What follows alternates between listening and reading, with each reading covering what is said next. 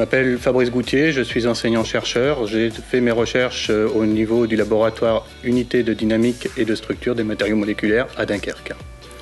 Le sujet concerne la cryopréservation, c'est-à-dire la préservation par le froid. Classiquement, quand on refroidit par exemple un aliment, on va pouvoir le conserver beaucoup plus longtemps. C'est ce qu'il se passe au niveau des réfrigérateurs où on va faire un stockage à 4 degrés Celsius.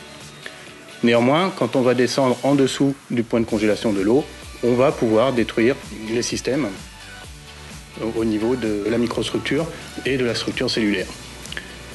Pour empêcher ça, on ajoute ce que l'on appelle des cryoprotecteurs. Les cryoprotecteurs vont avoir pour rôle d'empêcher la formation des cristaux de glace.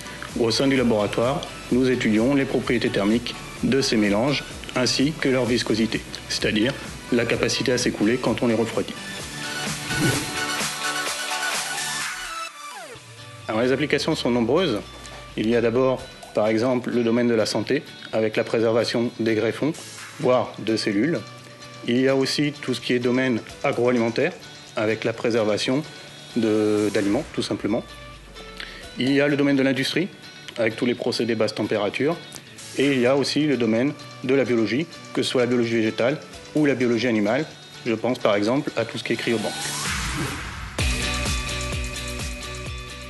Alors, les intérêts économiques sont nombreux. Un des intérêts économiques de la méthode que nous proposons, c'est de pouvoir sélectionner en amont les mélanges cryoprotecteurs en fonction de leurs propriétés thermiques. Une autre application, cela peut être bien évidemment d'utiliser ou de remplacer des nouveaux cryoprotecteurs dans des procédés utilisés au niveau de l'industrie pour refroidir et améliorer les échanges thermiques. Alors, à l'heure actuelle, nous avons réussi à concevoir au sein du laboratoire un dispositif de mesure des propriétés thermiques des mélanges cryoprotecteurs par une technique dite de photopyroélectricité.